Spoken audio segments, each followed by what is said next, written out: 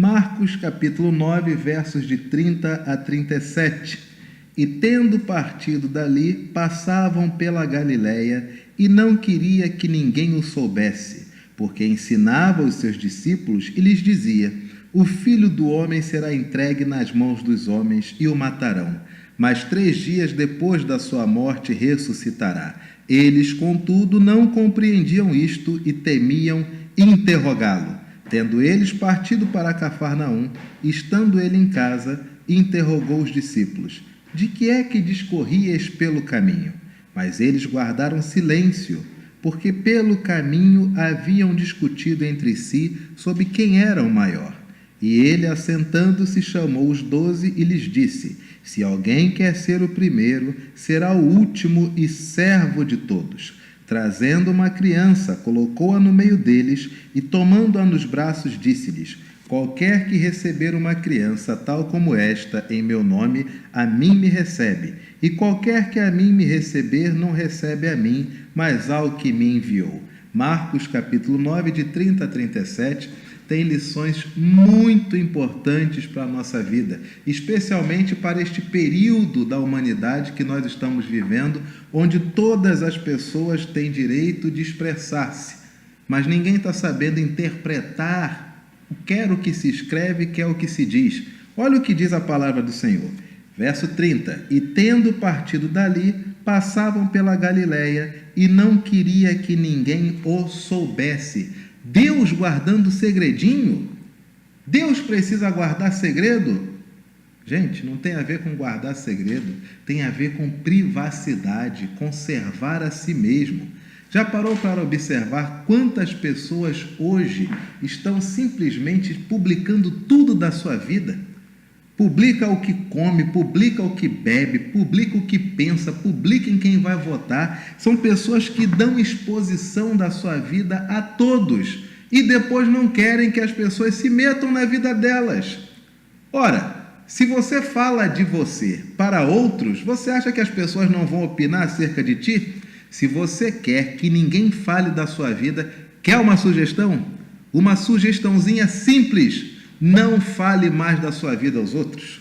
Proteja você mesmo. Até Deus, que quando passando pela Galiléia, não queria que ninguém soubesse. Ele estava conservando ele mesmo, estava conservando seus ouvidos, conservando seus olhos, sua garganta, sua privacidade, seu direito de estar ao lado daqueles que ele queria estar, que no caso eram os discípulos. Proteja a sua privacidade. Por que dar satisfação de si para um grupo de pessoas que não tem nada a ver com a sua vida? Em outras palavras, se você quer realmente ter uma vida, esqueça um pouco dar satisfação em mídias sociais, porque tudo que você publicar, as pessoas vão comentar, quer seja na sua caixa de comentários, quer seja por aí. Se você não gosta que falem da sua vida, é só não expor a sua vida, igual Jesus fazia. Ele não expunha a sua vida. Não queria que ninguém o soubesse, porque ensinava os seus discípulos e lhes dizia: o Filho do Homem será entregue nas mãos dos homens e o matarão, mas 3 dias depois da sua morte ressuscitará. Jesus era extremamente transparente na sua missão, extremamente transparente com o que haveria de acontecer com ele. Segunda lição que esse texto nos ensina: a primeira, tenha cuidado da tua própria vida, cuida de ti mesmo. Não exponha a sua vida às pessoas. Isso se você não quiser que as pessoas opinem na sua vida. Segunda lição é muito simples: seja transparente àqueles às quais você deve transparência. Jesus anda com discípulos e ele diz para esses discípulos o que vai acontecer com ele. Mas talvez você seja casado, você tenha esposa, tenha filhos, tenha marido, e você às vezes é transparente nas mídias sociais, mas não é transparente com seu marido, com a sua esposa. O que está acontecendo? Seja transparente com as pessoas às quais você tem o direito e o dever de ser transparente. A palavra do Senhor ainda diz: eles, contudo, não compreendiam isto e temiam interrogá-lo. vocês vejam como que os discípulos ficavam totalmente desconfortáveis com essa coisa de vida e de morte. Estes somos nós. Você já parou para pensar o quanto que nós tratamos a vida com tantas coisas assim, tão cheio de não me toque, não podemos falar disso, o que é a vida? A vida é uma coisa muito complexa. O que é a morte? A morte também é uma coisa muito complexa. Não ensinamos muitas vezes nossos filhos a viver e sequer ensinamos nossos filhos sobre o que é morrer. Há aqueles que, inclusive, têm tantas neuroses em relação à morte, que preferem que os filhos não vejam uma pessoa que já faleceu, um morto. Não levam o filho a sepultamento, a enterro. Por quê? Porque quer, com uma justificativa até louvável, quer que a criança tenha na memória a imagem daquele ente querido, daquela pessoa ainda viva. Mas sabe o que acaba acontecendo posteriormente? Seu filho, sua filha, esta criança, quando for um adolescente, não saberá lidar com a morte. E quando ele perceber que vovô e vovó estão perto de morrer, vai entrar em crise. E para variar, sabe o que vai acontecer? Vai sair da igreja. E você vai botar a culpa no quê?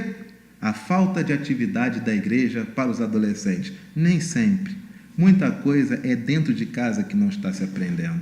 Veja como os discípulos temiam interrogá-lo, perguntar acerca da vida, acerca da morte. Queridos, preste bem atenção. Vida e morte. Há tantas pessoas que têm tantas dúvidas acerca de Deus, ao ponto de perguntar coisas tão bobas, ao ponto de achar que podem arbitrar o destino da alma. Se a alma já vai para o céu, se dorme um pouco, se o espírito tem o mesmo rosto de quando nós éramos crianças, o mesmo rosto da morte, o novo corpo, como será se quando o indivíduo morreu, ele morreu sem uma perna, se o novo corpo terá esta perna, será restituída. Sabe o que Jesus diz? O Filho do Homem será entregue nas mãos dos homens e o matarão, mas 3 dias depois de sua morte ressuscitará. Você acha que morrer não faz bem? O Filho do Homem será entregue nas mãos dos homens e o matarão, mas 3 dias depois da sua morte ressuscitará.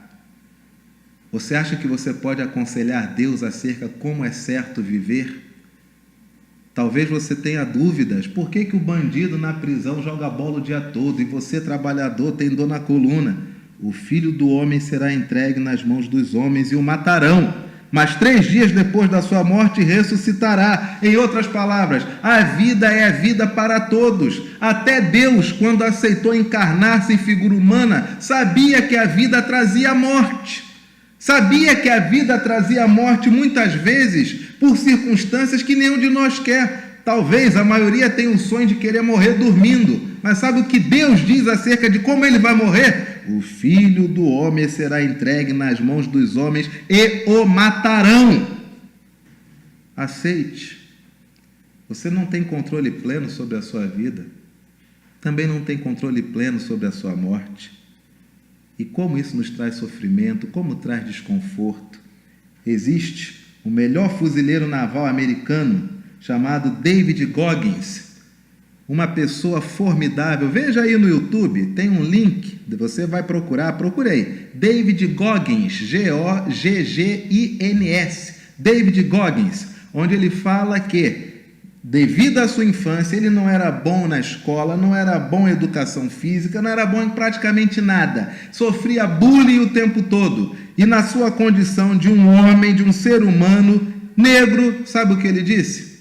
Se eu achar que as pessoas vão me dar alguma coisa, eu não vou conseguir nada. Eu que vou ter que buscar aquilo que eu quero. Não buscou reparação cultural, nada disso.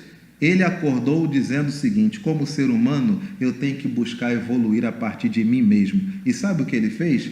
Ele criou uma teoria de que quanto mais desconforto ele sofresse, mais adaptável ele estaria à dor e a superar a si mesmo. E hoje David Goggins é considerado o maior fuzileiro naval da história norte-americana. Por quê? Porque aprendeu, através do desconforto, a superar a si. Se você abrir a sua Bíblia em Hebreus, capítulo de número 5, Hebreus, capítulo 5.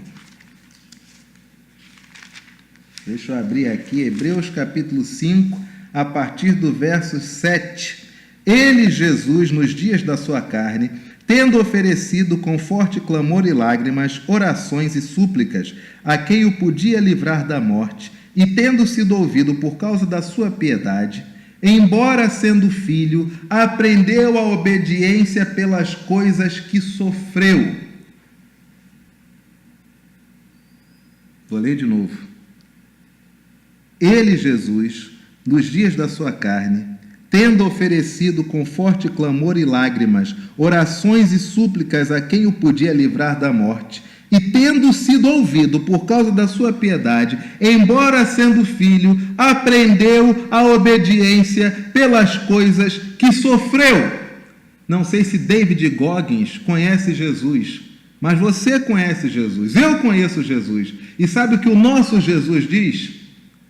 Você só aprende a obedecer se sofrer. E por que desse sofrimento em Jesus?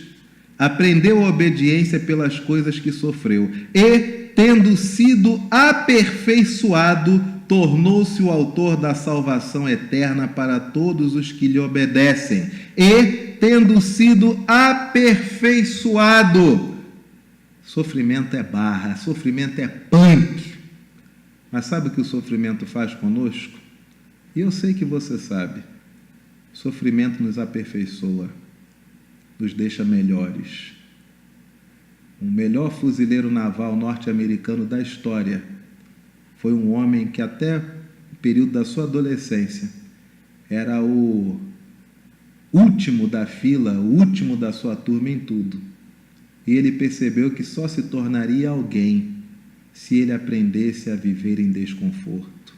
Jesus, há 2000 e poucos anos antes desse homem, aprendeu a obediência pelas coisas que sofreu e foi aperfeiçoado.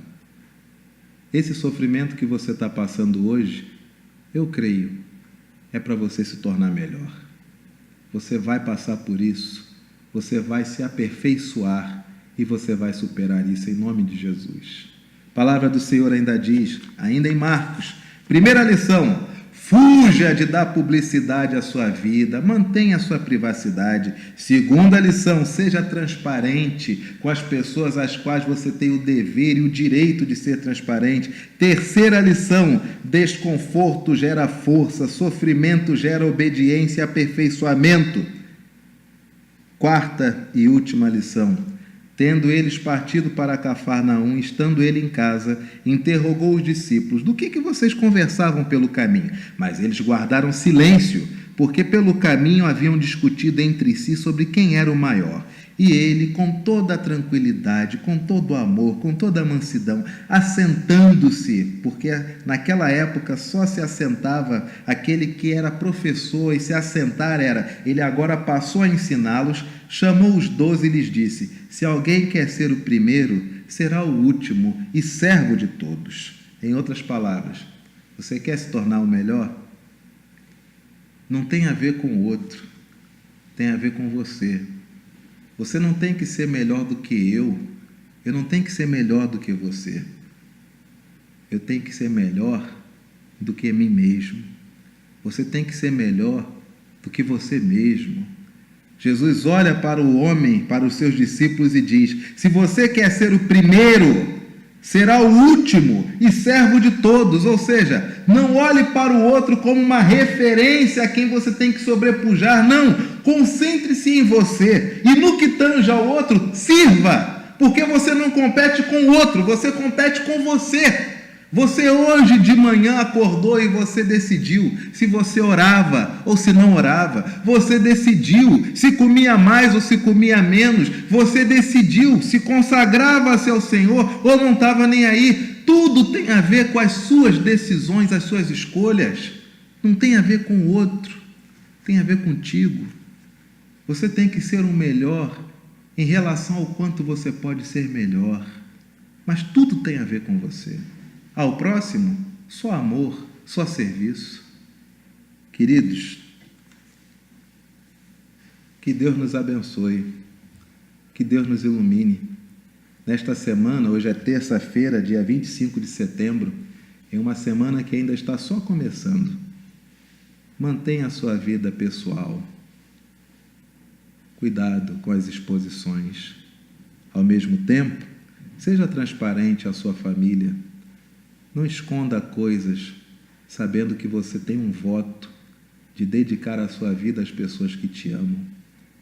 Terceiro, se você está passando por um período desconfortável, é para você se tornar melhor.